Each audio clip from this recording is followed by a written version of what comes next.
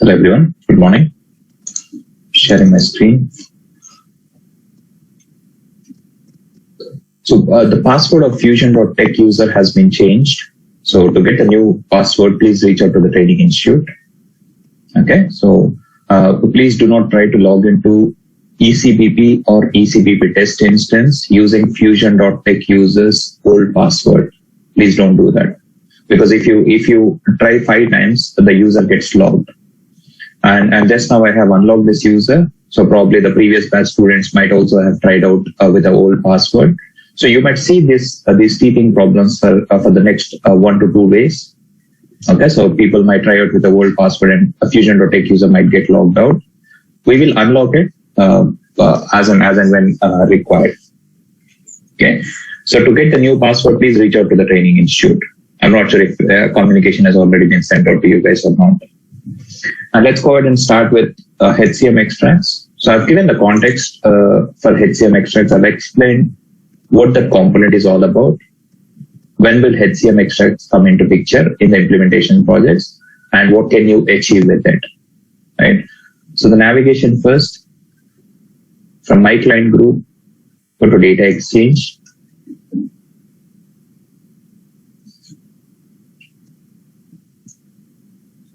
And in today's session, we will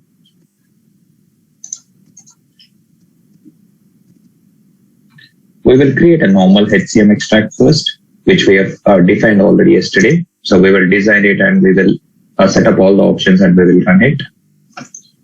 And we will see how to use a fast formula in HCM extract. So fast formula is another component which is again specific to HCM. You don't have fast formulas available for other modules, but it's available only for HCM. So I'll briefly talk about what a fast formula is, how to create one, and I will also explain the use case for using a fast formula in HCM extract. We'll go ahead and create a fast formula, and I'll show you how to use that within the HCM extract. And the third thing that we're going to do is, the first task is to build a normal extract and test it. Second task is to see how you can use a fast formula within a HCM extract. And the third topic that we're going to cover is how to build an incremental HCM extract. Okay, so the normal extract that we're going to build first up will extract the same information based on the parameters. So based on the parameters you pass in, it will go ahead and retrieve the information. And it doesn't matter how many times you run the extract, it will retrieve the same data. So this could be the required use case for 50 or 60% of the cases or the scenarios. But the remaining 30 or 40% of the use cases might need or might want you to build an extract which will work in an incremental way. Meaning, if I run the extract first time, it should pull everything, and from the second run onwards, it should only pull the changed records. So, I'll give you a bit more detail when we are about to build the incremental extract. Okay, so let's go and complete the normal extract build first. So I believe we have already defined an extract.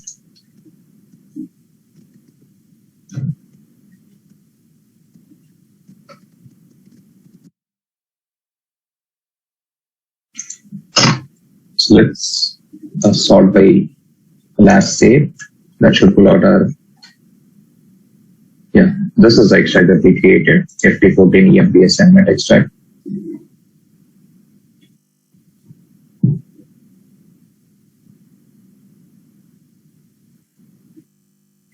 And in an extract, when we created the extract, it prompted us to select a type, right?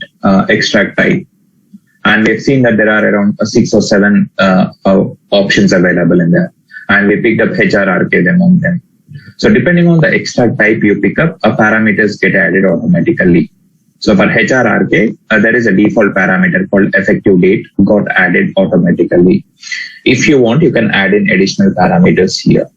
If you think, or if there is a requirement from the client side to add in additional parameters for the extract, you can add them up here. Okay. And So when it comes to extracts, you have three tabs. You will define it first, which is what we have done yesterday.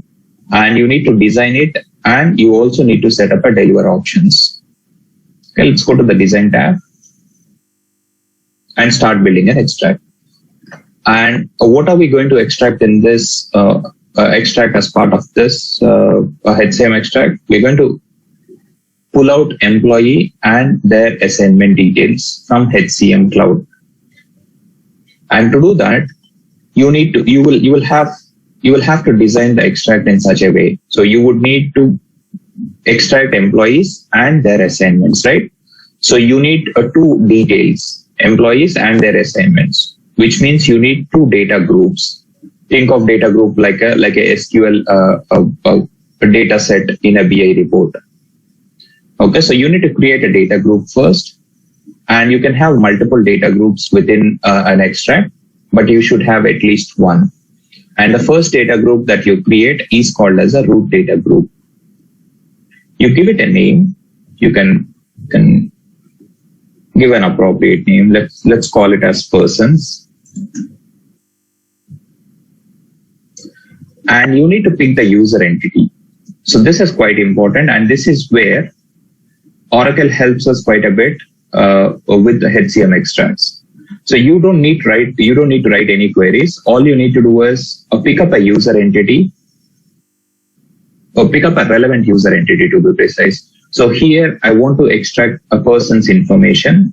So what I can do, I can click on the drop down and see if there is any user entity which can help me to get the person details. So if you scroll down, if you look at the LOV options, you have the description and a code. And if you look at the codes, it starts with PER_EXT, indicating that it's a HCM extract. Anything in HCM which starts with PER_EXT, indicating that it's an extract, and _UE, indicating that it's a user entity. And depending on what information you want to pull as part of that extract, you will pick up a relevant user entity. So here I want to pull a person details. So I click on search option and I go to user entity name and I can search for person. Pick up person's user entity, PER extract, a security _person_UE. Click OK. And if you want to see more details about this user entity, like what columns are available, or if you want to see what is a query that Oracle has written for this user entity, you can copy the user entity code, click on advanced, and this will open up the user entities page. So if you go back in the main navigation also, you have an option called view user entity, right? Even if you click on it, the same page opens up there. So you paste the name of the user entity you copied, search for it.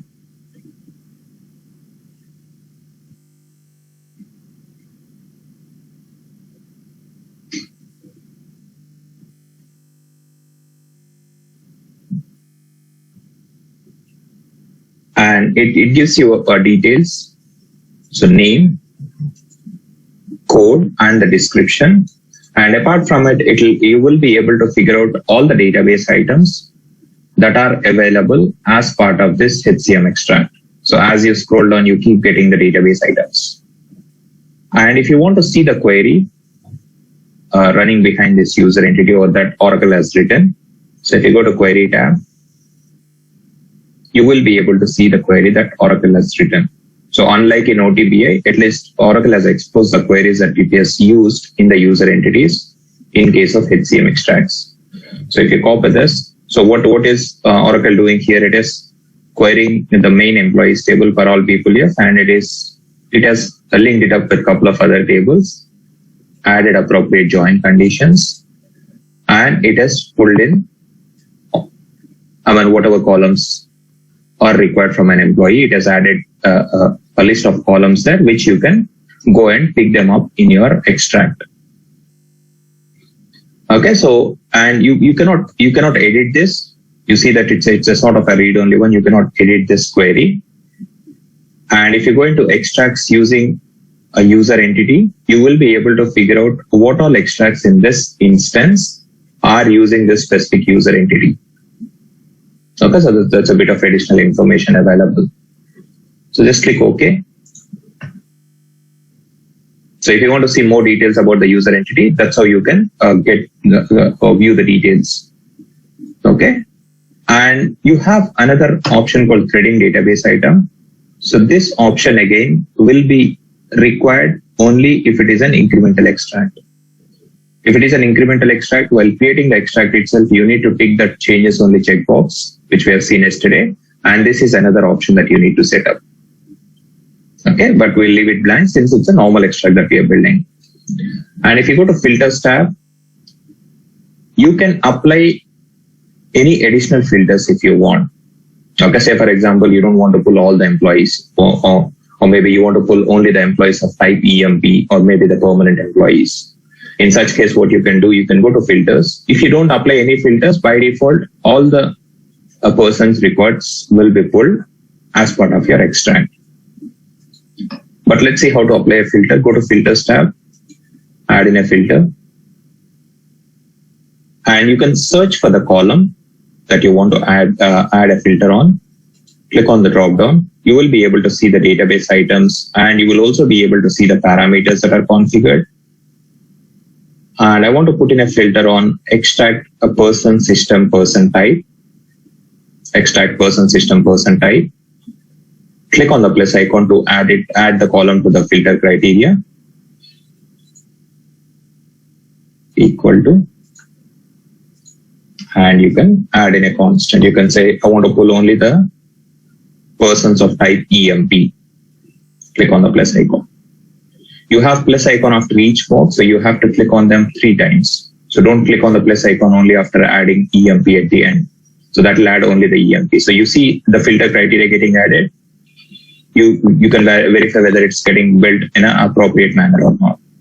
And if you want to add an additional condition, what you can do, you can select operator, and you can add it. And you can add in another criteria here. You can say business group equal to so and so, or maybe any other additional condition. And if you want to take out the last condition that you have added, click on this. It will undo one change. If you click on reset, the entire condition gets wiped out. And if you click on calculate rows, it will give you a rough estimate of how many persons that exist in the instance are of type EMP.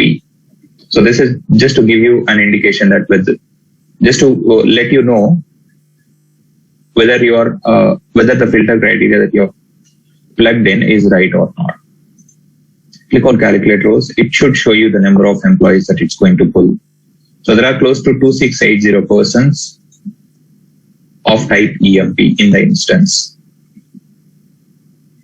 Click OK. That's how you add the filter. And you can save it. So we have added the data group now. And at the data group level, you have tagged the user entity, which will set the context, which will control this user entity will determine what attributes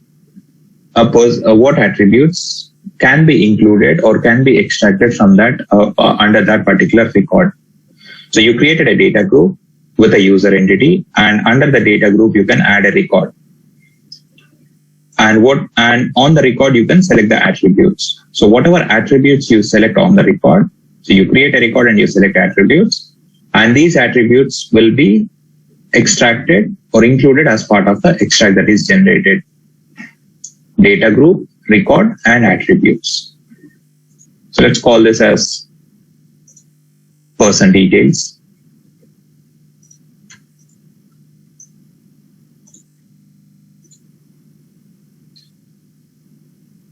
Go to attributes, and you can add in the attributes that you want. And you see that plus symbol is not enabled because you haven't saved it yet. So save the record, and plus symbol gets enabled now.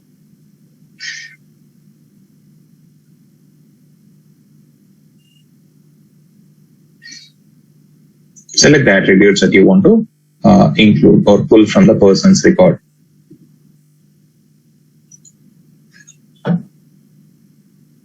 And what can you include as attributes? the database items, which are part of the user entity that we have just seen, yes, you can include any of them as an attribute, as an attribute here. Decoded database items, I'm not very sure on this one, but I believe you can probably write some conditions on the database items and pull the values here. You can also include parameters that you receive while running the request. You can also include them as part of the attribute so that they also go out as part of the extract output to the client or to the downstream system. You can create a fast formula and add it as an attribute. And if you want to use fast formula as an attribute, you have to use this rule option. We will see how to use this one in a short while. Probably in half an hour time, we'll see how to use this.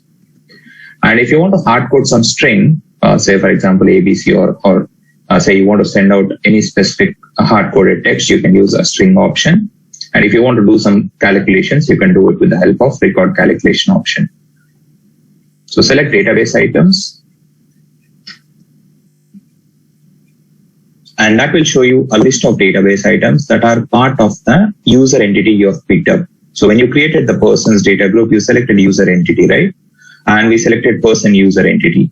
So this list will show you all the attributes available, all the database items available under a person user entity.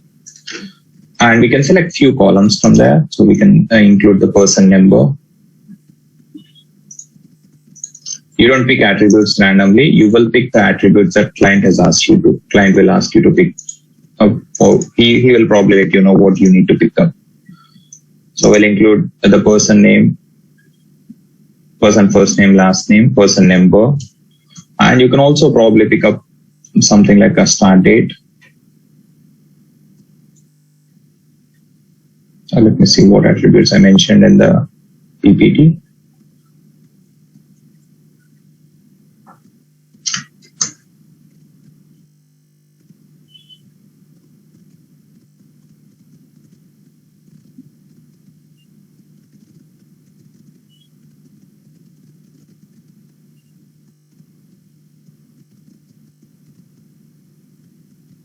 You can also probably include the person ID if you want. But usually we don't send in IDs back to the downstream system. So you can say a person start date, you can include it as well. So this way you can include whatever details you want, like the person details, whatever person details you wish to add, and click on the add button. That will add all the attributes that you pick up.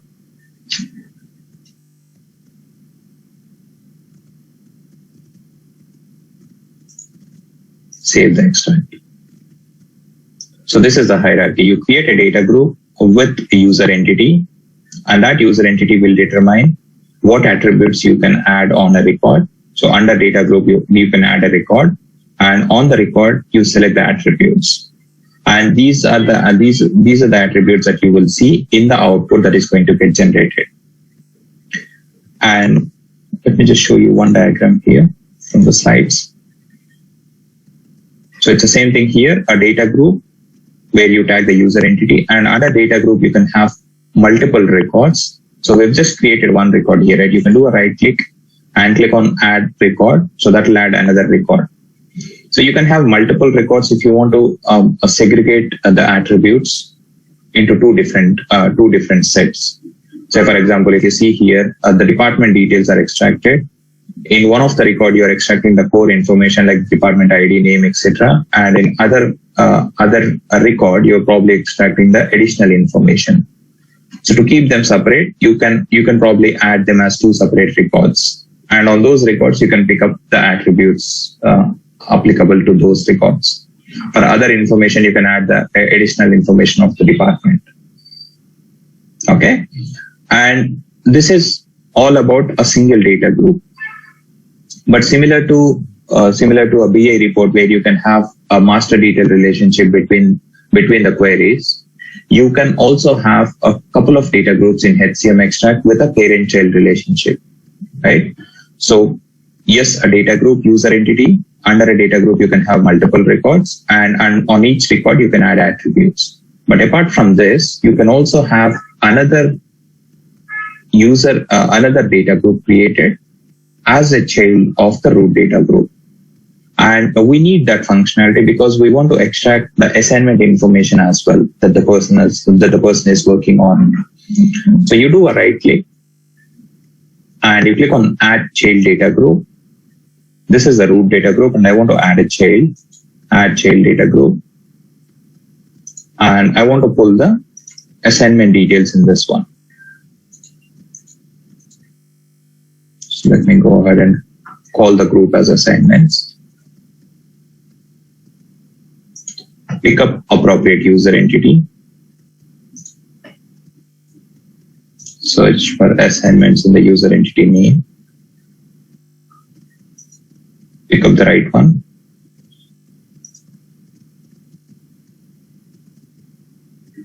And if you notice here, so let me save this.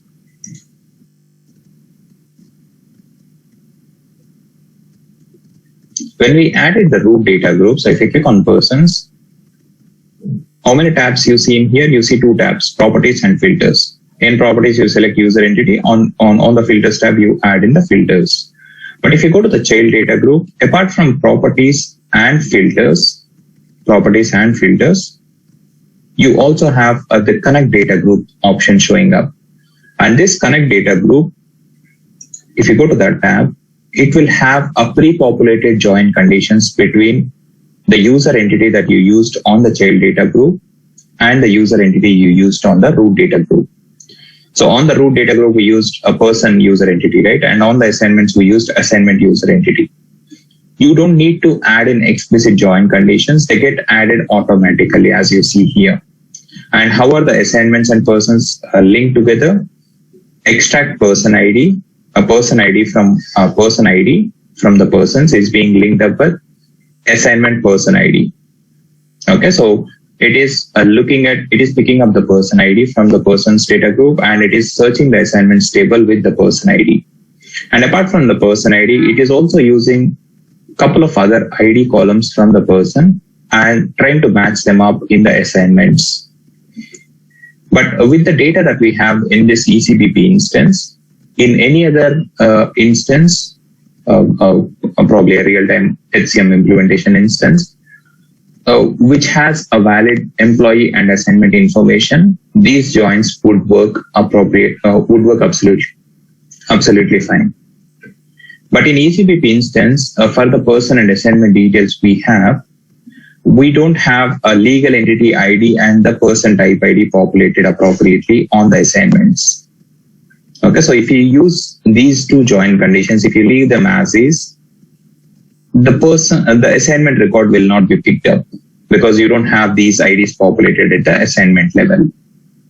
Okay, so what we do is we will just take out those two additional conditions because just the person ID, using person ID to pull the assignments should be sufficient. You don't need the additional join conditions. You can take them off.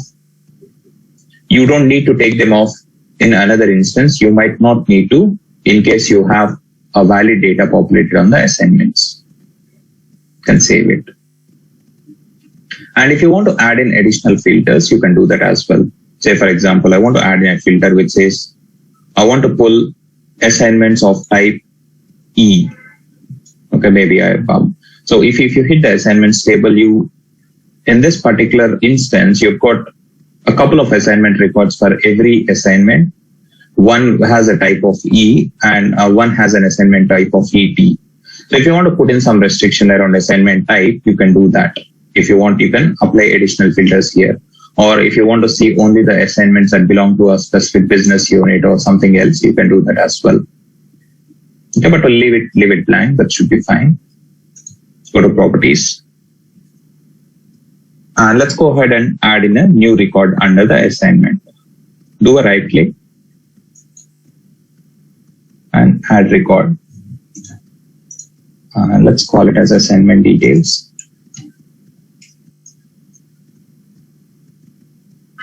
Go to attributes.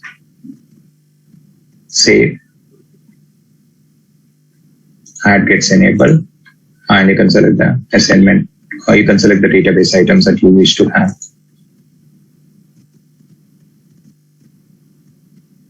You can add assignment name and the type.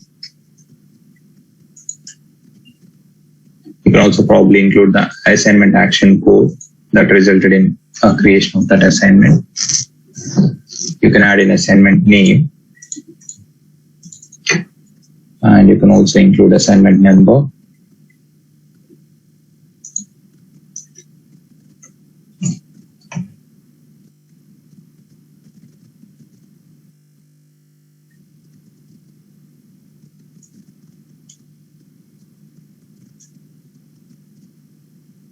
And you can probably include other details as well. I believe we have a business unit as well, I believe.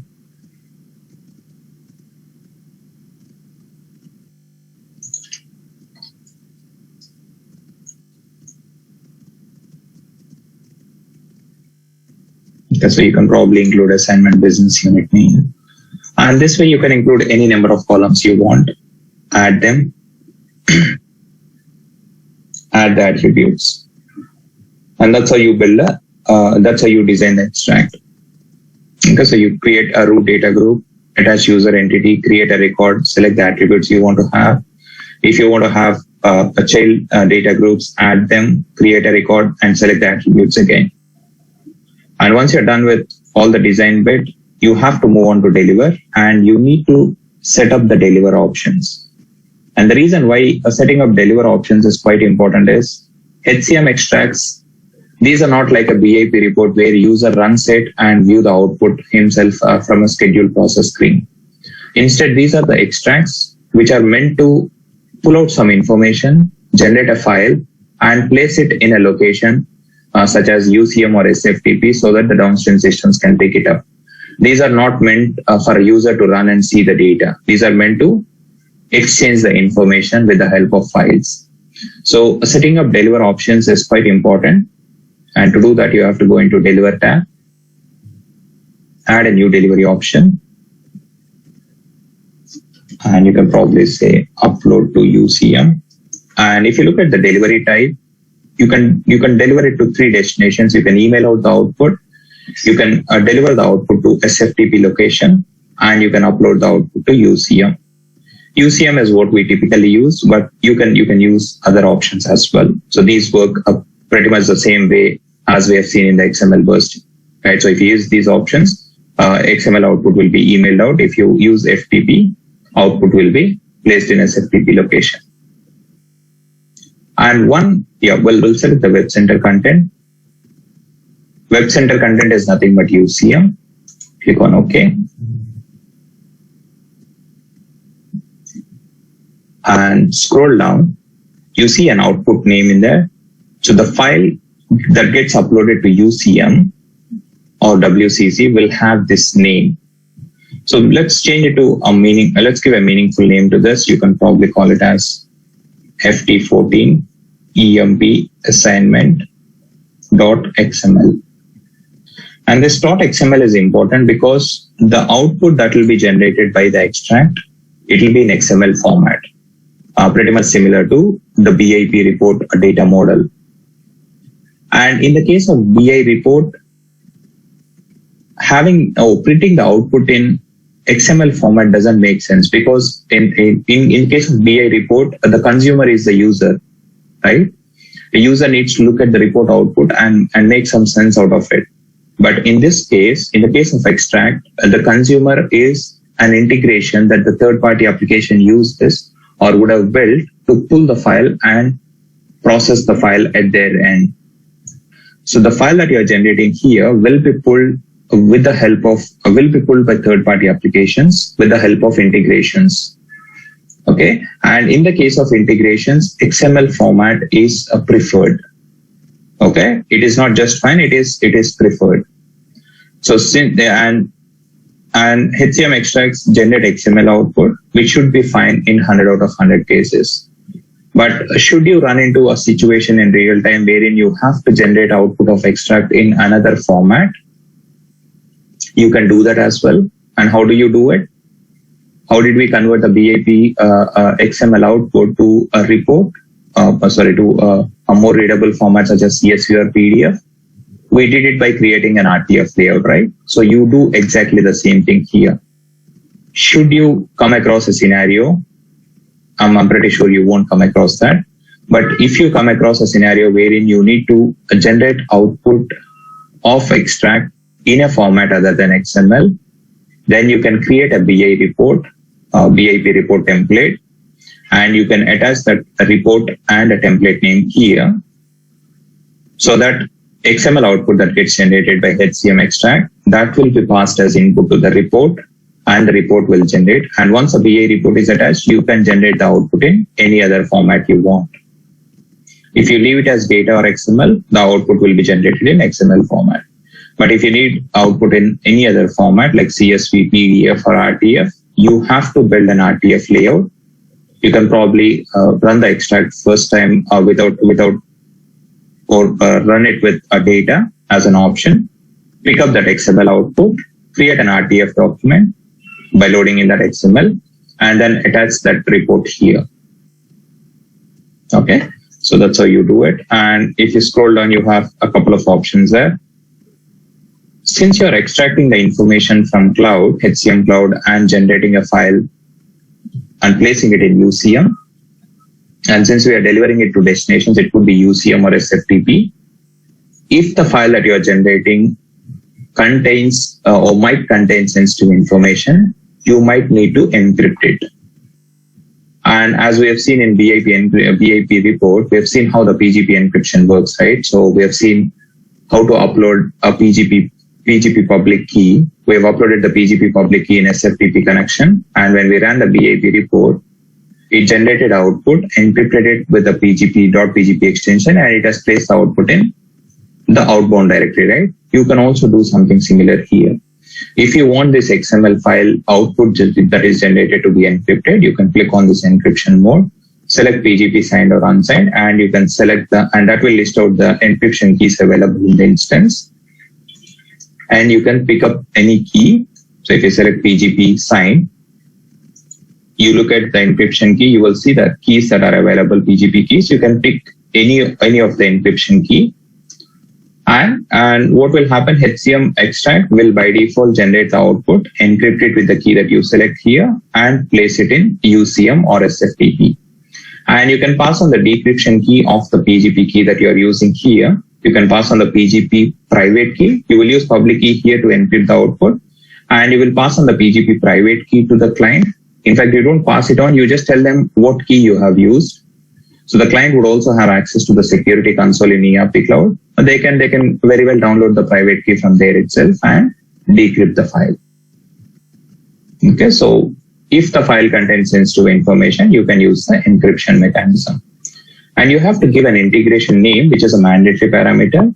And you can give any name you want here. It doesn't really matter. So we'll just call it as FT14 EMP assignment extract. Okay, save. And before you run the extract, you need to validate it. Validate will check if everything is fine in the extract or not in terms of design and deliver options.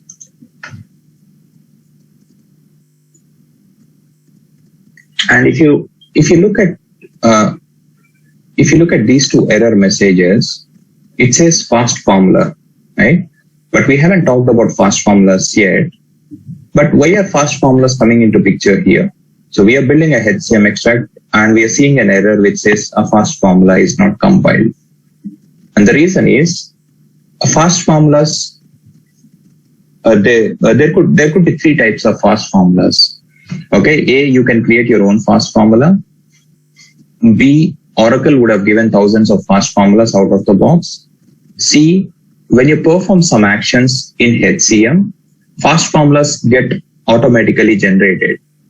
And one such use case where fast formulas are automatically generated by Oracle is HCM extract. In HCM extract, the moment you add a record, a fast formula gets generated. And when you validate the extract, the fast formulas get compiled. So even though you are building, you're picking up attributes by adding a record under a data group in HCM extract, in the background, HCM translates it into a fast formula, creates a fast formula out of the person, out of the record and attributes that you pick up, and uses it to extract the information. And let's try to validate it.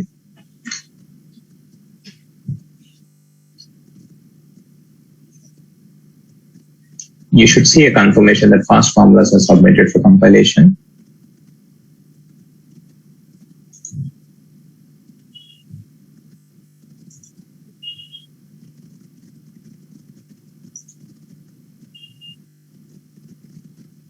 Okay.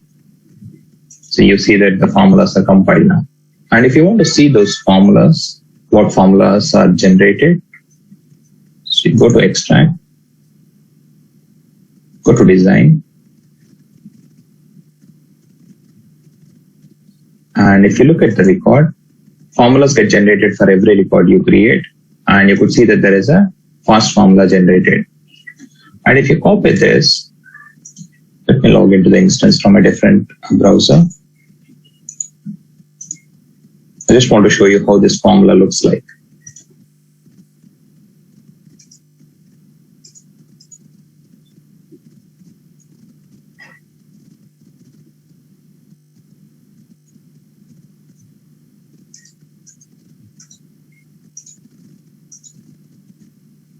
Go to tools.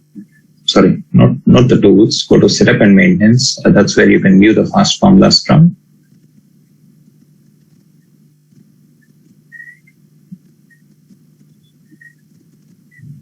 Go to global search.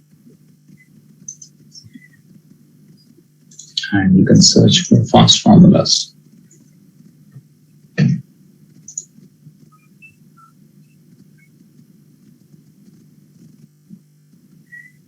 Search with the formula name. And you should be able to see a formula created with the type as extract record and its status is compiled. Okay, if you click on it to see the details of it, what does it say? This formula was set up, generated during the setup of HCM extracts. Any manual changes would be lost upon regeneration of extract record, meaning if you try to change something here, it will not stop you. You can change it, you can compile it, that's fine. But if someone else goes and edits the extract and saves it, this fast formula gets regenerated. So it's highly recommended not to edit the code that you're seeing here. But what are you seeing here? You're getting in a few inputs into a fast formula. So it might be, since we didn't talk about the fast formulas yet, it might sound too technical, but Ravi will cover this topic later on. But if you scroll down, you see that there are the details. HCM extract generated this formula automatically. And this is what you need to be aware of. Okay. And if you go back, let's go ahead and run the extract now. And to submit the extract, you've got few options and you can easily make out what these symbols are all about. If you want to log the extract so that no one else can edit it, you can lock it out. If you want to look at the directory structure or the hierarchy, you can use this. If you want to export the extract or migrate it from one instance to another instance, that's when you need to use this option. Delete it, make a copy of it, view the results, and edit it. And the last option is to submit the extract. You can submit the extract from here, or if you go back, you have another explicit submission option available. You can submit it from here or from here, both will work. So let's do it from extract definition once, and then we'll do it from submit extracts later on. Submit the extract. You have to mention, you have to give a specific run to the name, specific name to the run. Okay, every run needs to have a unique name. So you can say extract run 1. Select an effective date. And depending on the date that you pass in here, the persons who are effective as on this date will be pulled along with their assignment details. And if you scroll down, you see that you can schedule this extract to run on a periodic basis. Again, if you click on the drop down, select using a schedule, you see that you've got quite a few options available there in terms of scheduling the extract. can schedule it to run daily, monthly, once, or you can set up your own schedule, or you can set it up to run on a weekly basis. And typically most of the extracts will be scheduled as soon as possible, and you can submit the extract.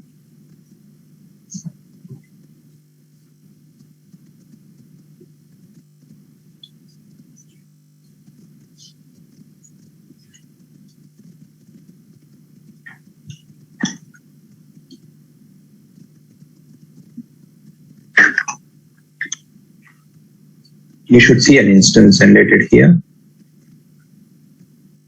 and it will take a couple of minutes to finish.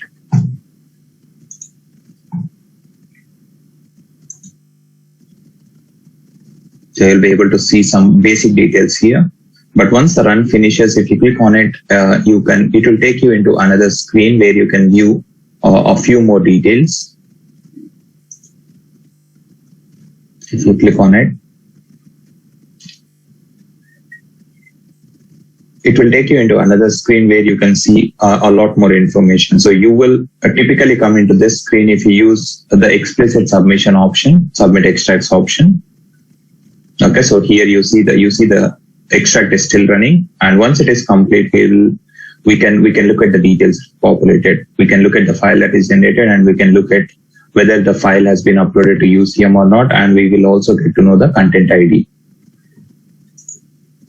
Refresh it. Any questions so far, guys, while this extract is running?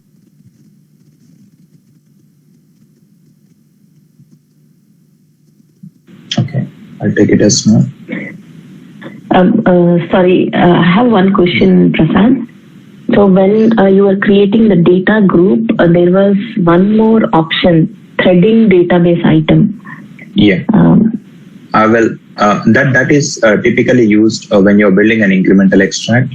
I'll show you how to do it in the incremental extract. For normal extracts, you will leave it blank. Okay, got it. Or is it like it's used for payroll? Helpful payroll? No, nothing like it. You have to basically select the primary key of the user entity that you picked up, so that HCM extract can identify whether that record has been extracted in the previous run or not. Yeah, it uses it to verify whether the record has been included in the previous output or not. In case of incremental output, incremental extract, it has got nothing to do with payroll. Yeah, you usually pick up a primary key of the user entity.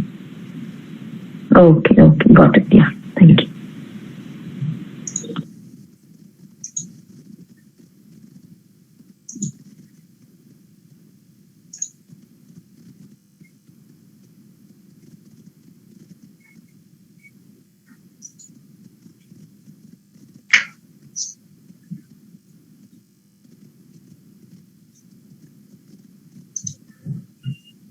So the reason it's taking time is we're trying to pull all the employees along with their assignment details. So that's why it's taking a bit of time.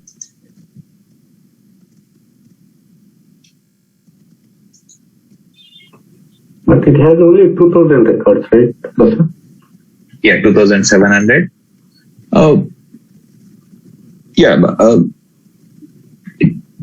It will take approximately 2 minutes. In this instance, it might complete a bit sooner in real-time instances, but yeah, I don't think performance should be an issue in case of extracts.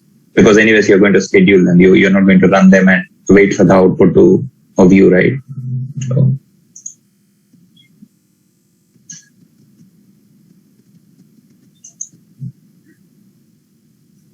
But what you notice is, irrespective of the number of records, so even if the number of records increase, it will not increase proportionately the runtime. The runtime, there will be some pre-actions that HCM extracts take and the post-actions like delivering the files, etc. So all those bits will take approximately a minute, and probably it might be taking a minute to extract the data.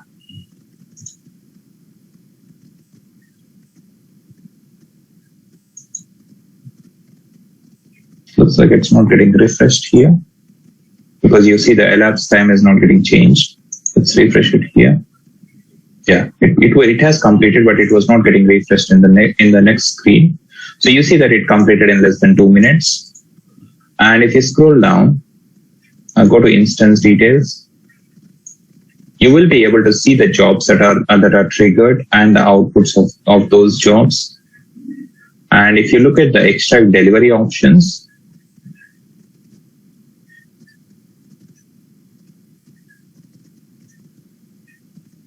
you will be able to see the output generated, the XML file, and you will also be able to see the content ID that has been uploaded to UCM.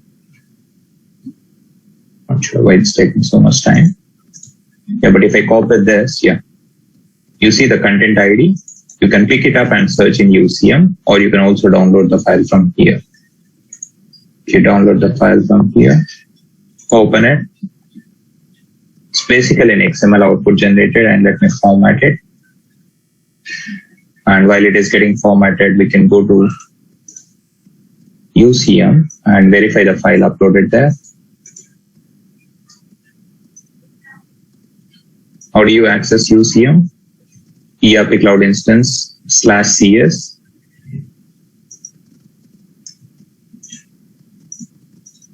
And let's copy the content ID and search for it. You should be able to see the XML file uploaded. Click on icon, scroll down, you see an XML file. And this is the same XML file that we have downloaded from here. And the XML file is formatted now. So if you look at the data, you have the report details, you have the report name and the report parameters with which we have kicked it off. It has an effective date. And if you scroll down, you see the person records. You see the person records. First of all, the output is in XML, similar to BIP data model output. And a person record, under person, a person details record is printed. And under person details, you see all the attributes that you have picked up. Like the person number, first name, last name, person ID, and the start date. And if you, and for a particular person, again, you have assignment group opened up. So if you look at this person, within the person record itself, you have the assignment details. You have assignments record and you have assignment details printed. Okay, so you have a couple of assignments, you have few assignments, and all of them are printed here. Okay, so you have assignment details, and you've got a second assignments record, and you've got the second assignment details. Okay, and the details about the assignment are also printed. We have not printed assignment type here. You might see that some of the assignments are getting repeated twice, or you might see some duplicates. That's because there is a specific column called assignment type, which has a distinct value. So if you restrict the assignments on the basis of assignment type, you might see only one record.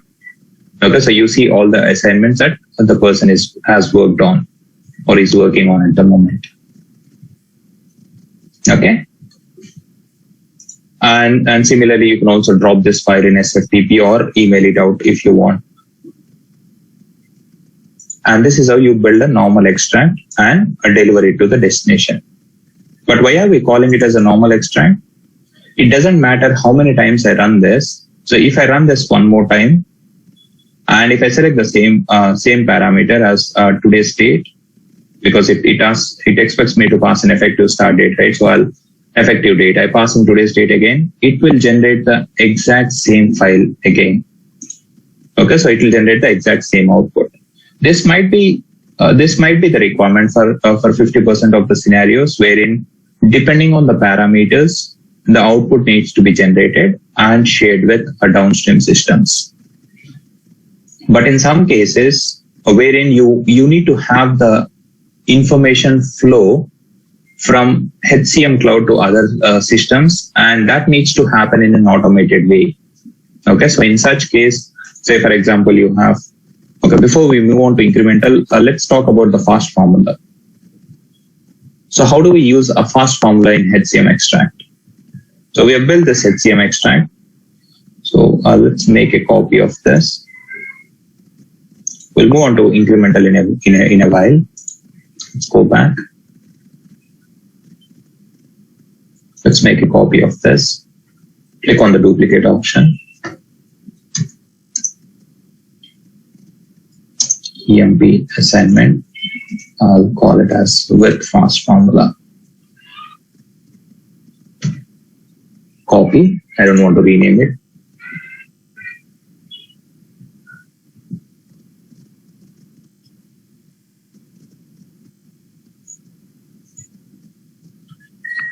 And the use case for fast formula is this. You can think of a better use case, but I just made up a use case so that I can show you how to use a fast formula within the extract. You have a marital status field at the assignment level. So we will print that attribute. We'll include that attribute as well now on the assignment record. We will include marital status. And apart from marital status, or based on the marital status rather, we need to create, or we need to arrive at a tax rate. So for that a person, based on the marital status, we need to figure out what's the tax percentage that might be applicable for him. Okay. And the condition is this: if the person is single, make him pay 20%. If he is married, a poor guy, leave him with a 10% tax rate. And if the status is unknown, assign a tax rate of 50. So in this particular case, we will be generating an additional tag called tax rate, and we will be sending it as part of a HCM extract. So remember, this tax rate column is not available as part of the user entity. We are deriving it with the help of a logic written in a fast formula. Okay, so we'll create a fast formula and we'll write a logic like this. I'll explain the syntax in a while, but you would have noticed that this syntax is very close to a PL/SQL syntax. There would be minor differences, but it is very close to a PL/SQL syntax. So you can write the if then else conditions, assign value to a variable, and then return it back. Okay, so let's go ahead and open the extract that is created, edit it, go to design tab, and go to assignment details record, attributes, add in an attribute, database items,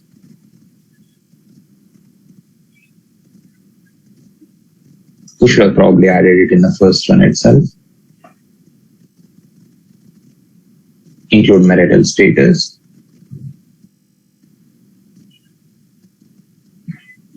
And based on the marital status, so yes, marital status, I can directly pick it up from the user entity. But based on this, I want to send out an additional attribute, or downstream system is looking for additional attribute called tax rate. And the value that needs to go into that tax rate attribute should be determined based on the marital status field. And there needs to be a logic executed to arrive value at the tax rate based on the marital status. So to do that, we will make use of a fast formula. So let's save this now, save this for now. And what we do is we go into fast formula screen, we'll create a fast formula, which will take in a marital status as an input, or which will look at the marital status database item. And based on the marital status, it will give you back a tax rate. We'll create the fast formula, and then we'll come back here and add the fast formula here as an attribute. So since we are already in the fast formula screen here, so I hope you guys remember the navigation. Let me show you one more time. From the home page, to create a fast formula, go to setup and maintenance.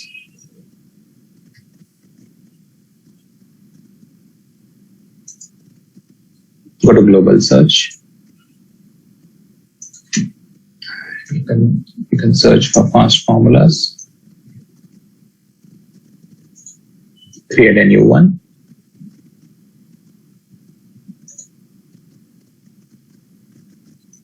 And I want to call it as FT14. Let me copy FT13 one, and I'll rename it as FT14. So I call it as FT14, a tax rate for HCM extract. I'm building this fast formula so that I can use it in HCM extract. And it's to derive the tax rate. And a fast formula needs to have a type associated with it. And if you look at the options available, there would be hundreds of options available here. And depending on the use case, you have to pick up the appropriate type here. So if you are writing a fast formula to say probably calculate the PTO accruals, or to calculate the number of leaves that needs to be assigned to employees, then you will be using probably something like global absence accrual type. Or if you are probably writing a formula to validate the amount that needs to be paid out as part of a particular payroll element, then you will be using something like element input validation formula. So depending on the use case, the reason why you are writing the fast formula, you have to pick up the appropriate type. And this is going to be a quite tedious job. So identifying the right formula type, it takes time and it takes experience as well. In our case, for you to use a fast formula within a HCM or within the HCM extract, you will have to use something called as extract rule. So you see this extract rule, you have to use this specific type. If you use anything else, you will not be able to find this fast formula in the screen here. So when you try to add an attribute, and how do you add a fast formula as an attribute? You select rule, right? When you go into this rule, select the rule, and when you get into the search screen, if you search for a formula, for you to be able to figure out, see this formula in that search box, you will have to use this formula type, extract rule. Remember the formula that got created earlier when we created a record, it got created with the type as extract record.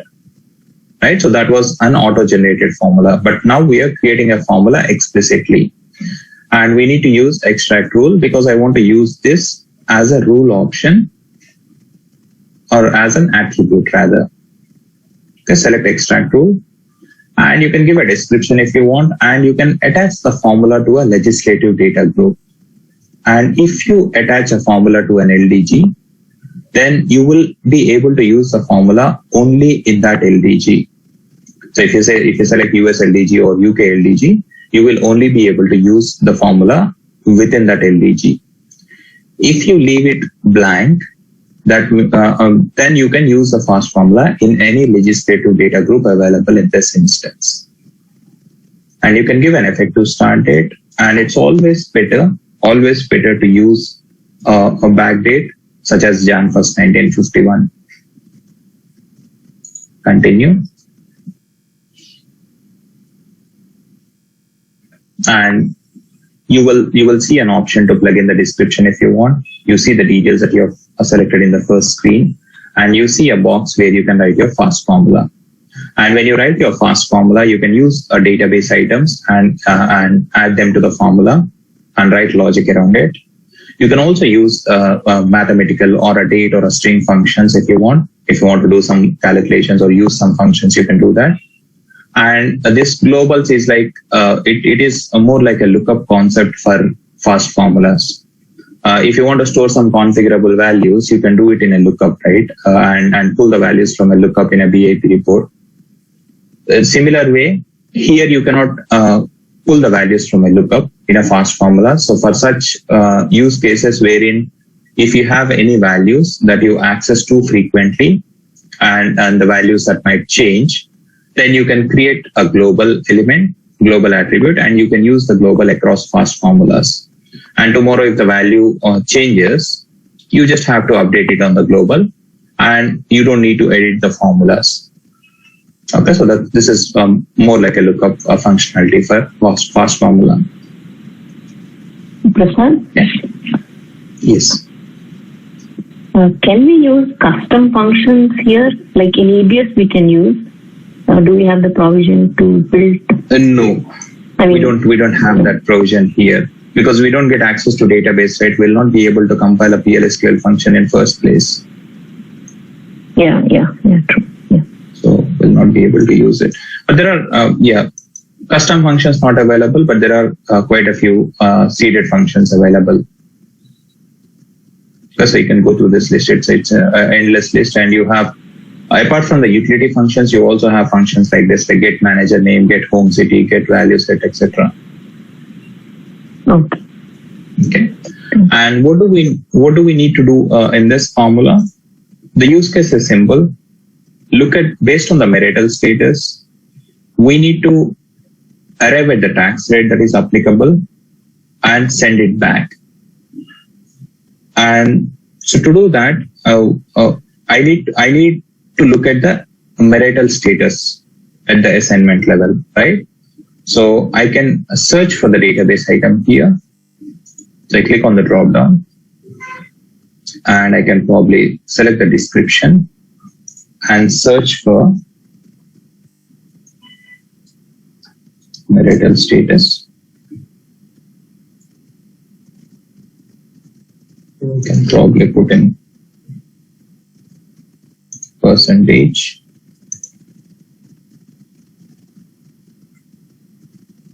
Okay. You see the marital status columns popping up, and you see that there is a person marital status attribute or database item. Select this person assignment marital status. And if you want to add this formula, within the formula text or within the formula, click on this button, add it to the formula. And you can say, what is the logic that we need to write in the formula? If the marital status is equal to yes, then you need to assign a value. So use an attribute called rule underscore value and assign a value of 10. And you can write else condition. You can write multiple if conditions, because we need to check if the else if condition also, right? So you can write in, you can also check if the marital status is not yes, check if it is yum. If it is yum, then assign a value of 10 to rule underscore value variable. And if it is not, I believe the first one should be 20. Right, and it needs to go into quotes. Okay. So if marital status is yes, assign a value of 20 to the tax rate, M10. If it is blank, assign a value of 15. And then we want to return that rule underscore value variable from the fast formula. So based on the marital status database item, we are calculating the tax rate that is applicable and sending this back. And the fast formula engine, so this formula, when you compile it and when it is executed in real time, and it gets executed when you run the HCM extract, right? Because we're going to tag this formula as an attribute there. And when this gets executed by a fast formula engine, null values might cause a problem. Null values might cause a fast formula to fail, right? So the marital status might not have a value. It might be blank, right? So in such cases, a fast formula might fail. So to avoid the fast formula engine from failing or fast formula from failing, you can assign a default value. So this is like when you define a variable, you assign null or you assign 0 or you assign some blank a string, right? So it's something similar that we are doing here. You can say a default for this attribute, and you can mention what is that value. Default for a database item is, you can put a space, or you can add in any string you want. You can probably say $X, or you can say X, or you can leave it blank if you want. Okay, so this is like just assigning a value to the marital status in case it is null, just to prevent the fast formula engine from failing while execution. Okay. And there are a few things here. So here in the fast formula, we are using database item and we are using it to drive the logic, right? In some cases, the fast formula might need to receive input as well. In case it is a fast formula that needs to receive input, you might use an input statement like input SAR, and you might receive input 1, input 2, etc. Okay, so depending on the fast formula use case, you might have some additional elements going into the fast formula. So you save the formula, submit it, And here rule underscore value gets defined on the fly. You don't need to explicitly define it and then use it to assign the tax rate. So when you say rule underscore value equal to 20, it gets explicitly defined and a value gets assigned to that variable, and it will be returned as well. And you see the compile status is showing in red. Click on compile to compile the fast formula. And if there is any syntax related issues, they will be flagged here. It will be highlighted appropriately, saying that a so-and-so line has a problem at a particular position. So you'll see an error message.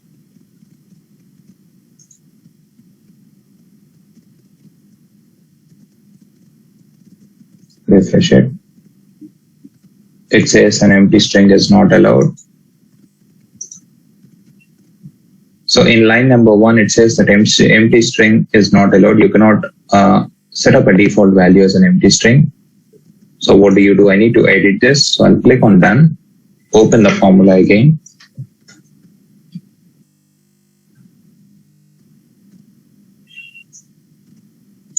You can edit it. And you can probably put a space. Okay, it says I must save the formula. Save.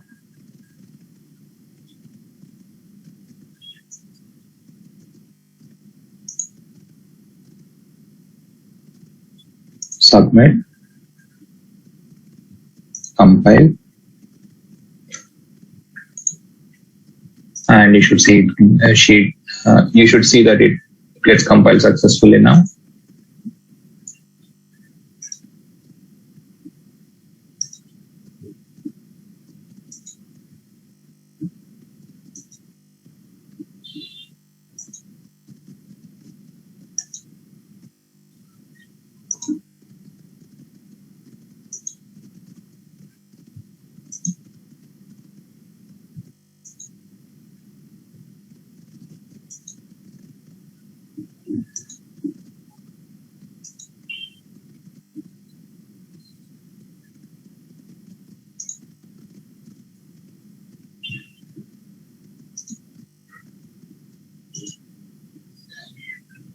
It still says, okay, so it says that there is an error at line 4.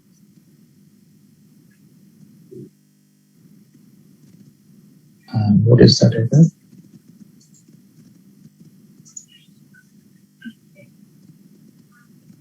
So marital status is equal to yes. Yeah, and then is missing. Then, yeah. Correct. Add and then save.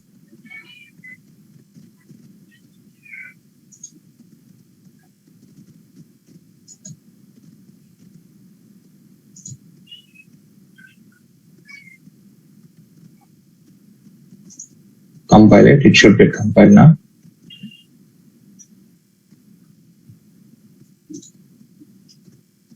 In the case of PLSQL, you write if then else condition the same way, but you will put end if at the end, and you might probably put a semicolon after this assignment statement. So those two changes are applicable here. You don't put end if at the end, and you don't put semicolon in the fast formulas.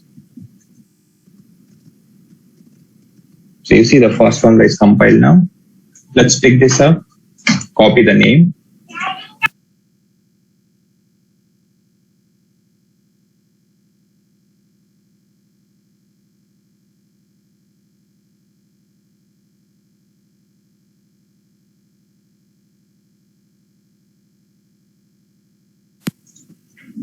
So let's go ahead and add the fast formula as an attribute now. So select the rule option and you can search for FP14 here. You should find the fast formula that you have created. If you're not seeing the formula that you have created here, it could be because of two reasons. A formula might not have been compiled, or when you created the formula, you might not have used a formula type as extract rule. Okay, check out those two things in case you don't see your formula here. Select it and add it.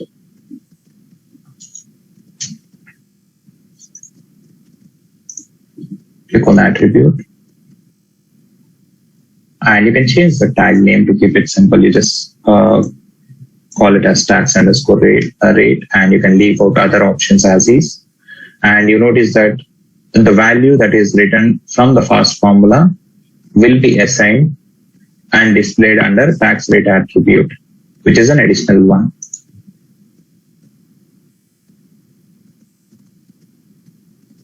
Save, validate. FAST formulas needs to be compiled again. These are the auto-generated ones.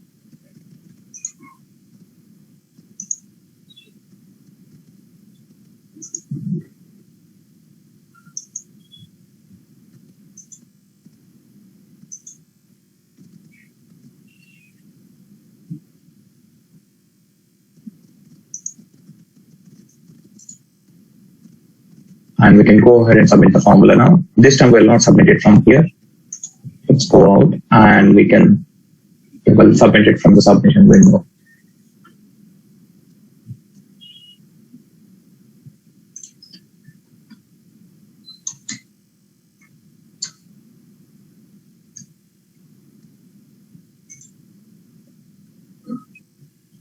Search for FT14, and we want to run this extract with FAST formula.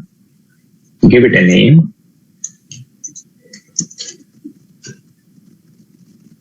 Select the effective date and submit it.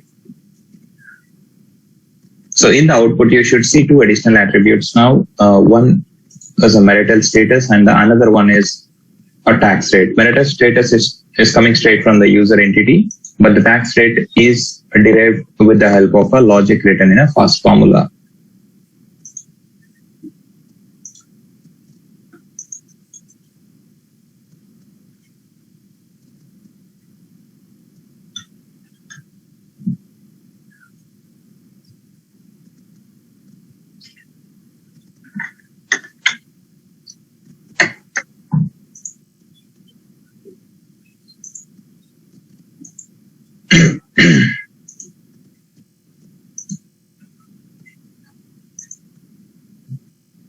Let's wait for the request to complete.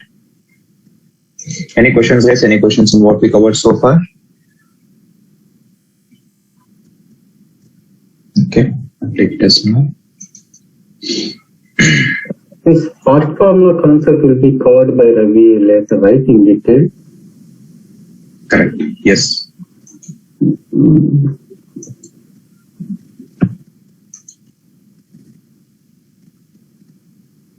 I've just talked about the bits we need for HCM extract.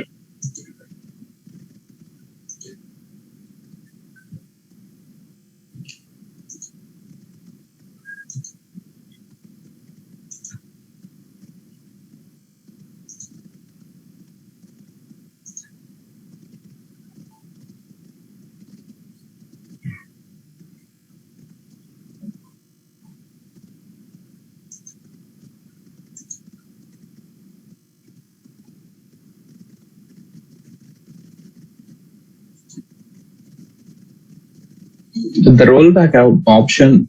So this is about a question posted by Sella in the chat. So the rollback option that you're seeing in the extract screen, that will help you in the case of incremental extract. So when you generate, in the case of normal extract, there's nothing like rolling back, because all we're doing is extracting it, generating a file and placing it in UCM. I'm not particularly sure if you hit the rollback. I'm not sure if the file gets deleted or not.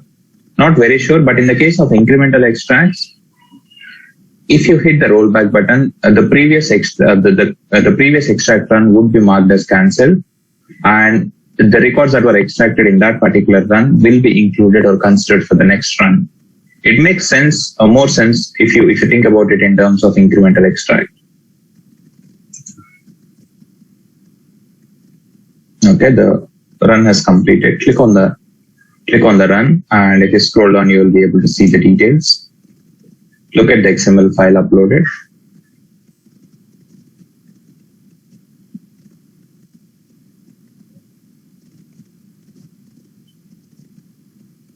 Pick up the content ID and search for it, or you can download it from here.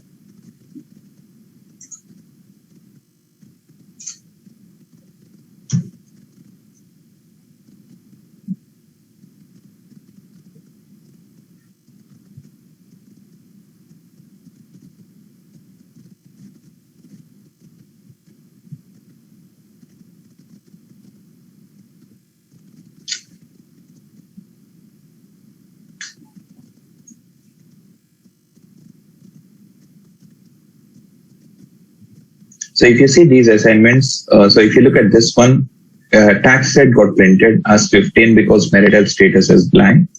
And if you look at the logic that we have plugged into fast formula, it's the same, right? So if the marital status is not populated, populate the tax rate as 15. So that's why you're seeing a tax rate, an additional attribute coming from fast formula with a value of 15. If you scroll up, you're seeing 10 here. That's because the marital status is young. And if you search for a value of 20, if you just change this to 20 and search for it,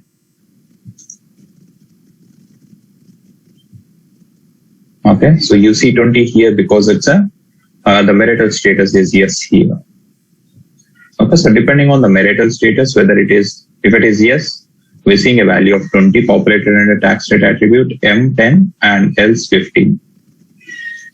Okay, so this is how you can generate additional attributes with the help of fast formula.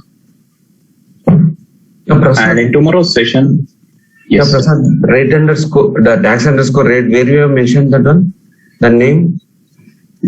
And the name I have mentioned in the HCM extract. So let me show you where I have done that. So if I go back to the extract definition,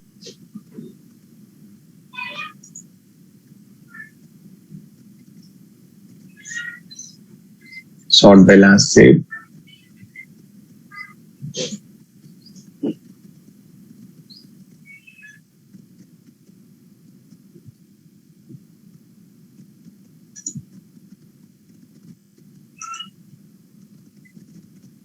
See the assignment details, attributes, and you see the attribute that we have added. So if you click on it, there is a tag name within it.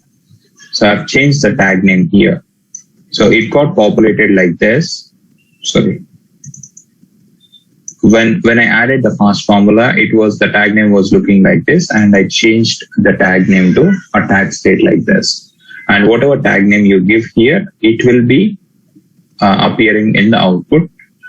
The field will appear with the exact tag name that you use. Shortcode is what you see in the extract. You see the full name, but in the output you see what you have in the tag name within this attribute.